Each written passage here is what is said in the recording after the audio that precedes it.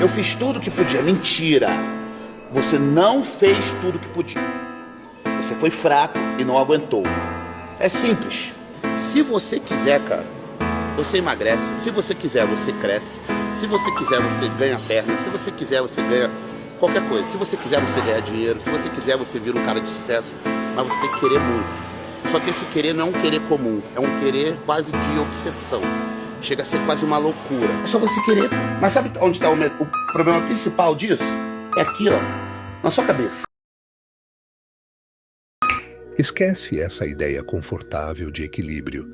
Esquece essa narrativa bonita de que dá para dividir tudo igualmente e ainda assim chegar no topo. Não dá. Nunca deu. Nunca vai dar. O topo não é um lugar onde pessoas equilibradas vivem.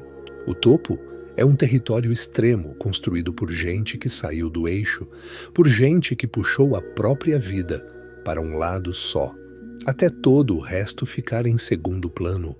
Grandeza não nasce do equilíbrio, nasce do desequilíbrio controlado. Nasce de uma coisa que assusta quem olha de fora, a obsessão. E aqui está o ponto que ninguém quer admitir. Obsessão não é bonitinha, não é leve, não é saudável no sentido comum da palavra, mas ela pode, sim, ser canalizada de forma inteligente, consciente, sem destruir você. Obsessão é intensidade com direção, é foco com responsabilidade, é saber exatamente até onde ir e, ainda assim, ir mais longe do que todo mundo que decidiu parar. Porque enquanto a maioria tenta equilibrar tudo, o obcecado escolhe. E quando ele escolhe, acabou. Não existe plano B emocional. Não existe distração confortável. Existe só o alvo. Quando isso acontece, você entra em um estado que pouca gente entende. A visão de túnel. Você para de ver o barulho, para de ouvir opinião, para de reagir a tudo que não empurra você na direção do que importa. As pessoas chamam isso de exagero, chamam de loucura. Dizem que você está perdendo a vida, mas deixa eu te perguntar uma coisa: que vida é essa que eles estão defendendo? A vida morna? A vida previsível? A vida que nunca encosta no próprio limite? O obcecado não vê o mundo assim. Ele não vê obstáculos como barreiras, ele os vê como parte do caminho. Não existe drama, não existe vitimismo, existe execução, repetição e ajuste. Ele erra, corrige, volta e faz de novo e de novo. E enquanto o mundo tenta te puxar para fora desse estado, você começa a entender uma verdade perigosa. O mundo não quer que você vá longe demais, porque quando você vai, você expõe quem ficou para trás. Aí começa o jogo interno. O verdadeiro jogo não é contra outras pessoas. Nunca foi. É dentro da sua cabeça. É quando o corpo cansa. É quando a vontade oscila. É quando o entusiasmo some. É nesse exato momento que a obsessão deixa de ser emoção e vira decisão. É aqui que tudo se separa, porque a motivação é passageira e a disciplina oscila. Mas a obsessão é um compromisso. É a única voz que continua quando todo o resto fica em silêncio. É você dizendo para si mesmo: não importa como eu estou me sentindo, isso vai ser feito. Só que isso tem um preço. Sempre tem. E não é um preço pequeno. As pessoas vão te olhar estranho, vão questionar, vão tentar te convencer de que você está exagerando. Vão falar que você precisa relaxar, que precisa aproveitar mais, que precisa ser normal. Normal.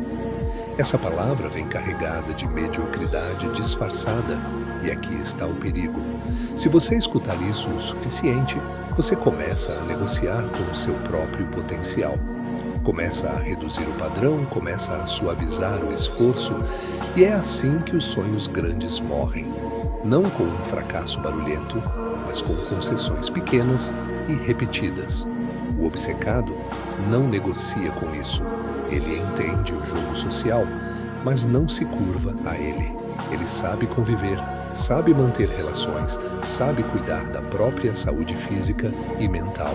até porque isso é o que sustenta a jornada, mas ele nunca abandona o foco central por aprovação externa, e isso incomoda.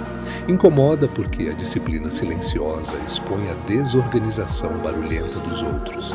Incomoda porque a consistência revela as desculpas. Incomoda porque alguém focado mostra o quanto todo mundo poderia estar fazendo mais. Então sim, você vai ser julgado. E isso não é um problema, é um sinal. Agora vem a parte que ninguém romantiza, a execução. Obsessão não vive em discurso, vive no detalhe, no trabalho invisível, naquela repetição exaustiva que ninguém aguenta ver, muito menos fazer. É acordar e fazer de novo. É ajustar milímetros. É estudar o que ninguém estuda. É treinar quando já está bom o suficiente e continuar mesmo assim. É buscar um nível de qualidade que ninguém está te cobrando, só você. E isso cansa, mas é um cansaço diferente. Não é um vazio. É um cansaço com direção, um desgaste que constrói. Por isso, ele não te destrói, ele te transforma. Desde que você respeite seus limites físicos e mantenha sua mente alinhada. Obsessão sem consciência vira autossabotagem, mas obsessão com inteligência vira poder. Poder real não é gritar mais alto, é fazer melhor por mais tempo, com mais consistência. Enquanto os outros param, você continua. Enquanto os outros duvidam, você executa. Enquanto os outros esperam o momento perfeito, você cria resultados imperfeitos até que eles virem excelência. Isso não é bonito, é eficaz. E no final, tudo se resume a uma escolha simples, mas brutal. Ser lembrado como mais um que passou, tentou um pouco, desistiu rápido, viveu confortável e desapareceu. Ou ser aquele que foi longe demais para ser ignorado. Aquele que incomodou, que foi chamado de exagerado, que foi criticado, mas que entregou. Porque no topo não tem espaço para quem quis só um pouco. Lá em cima só fica quem decidiu tudo. Então, decide. Ou você protege o seu conforto e aceita o resultado médio que vem com ele, ou você abraça esse nível de foco com inteligência, controle e responsabilidade, construindo algo que a maioria nunca vai entender, mas vai respeitar, mesmo que em silêncio. Esse respeito silencioso não vem quando você começa, não vem quando você fala ou quando você promete. Ele vem quando já não tem mais como negar, quando o resultado aparece, quando o padrão fica evidente, quando a consistência vira a sua identidade. E até lá, o que você tem? Dúvida, resistência, solidão. Em alguns momentos vai parecer uma solidão vazia, mas na verdade é apenas a sensação de que poucos realmente entendem o que está sendo construído. E tudo bem. Esse caminho não foi feito para ser validado o tempo inteiro. Foi feito para ser sustentado dia após dia, sem plateia, sem aplauso, sem garantia. É aqui que muita gente quebra, não pela dificuldade do trabalho, mas pela ausência de reconhecimento imediato. Querem retorno rápido, querem um sinal constante de que estão no caminho certo, querem aprovação enquanto ainda estão no processo. Mas a obsessão não negocia com isso. Ela não precisa de aplauso, ela precisa de progresso. Pequeno, invisível, mas real. Isso exige maturidade, exige que você entenda que nem todo dia vai ser intenso, motivador ou explosivo. Na verdade, a maioria dos dias não vai ser. A maioria dos dias é silenciosa. É você fazendo o básico no nível que ninguém faz. É você repeating o processo quando ele já perdeu a graça. É você mantendo o padrão quando ninguém está olhando.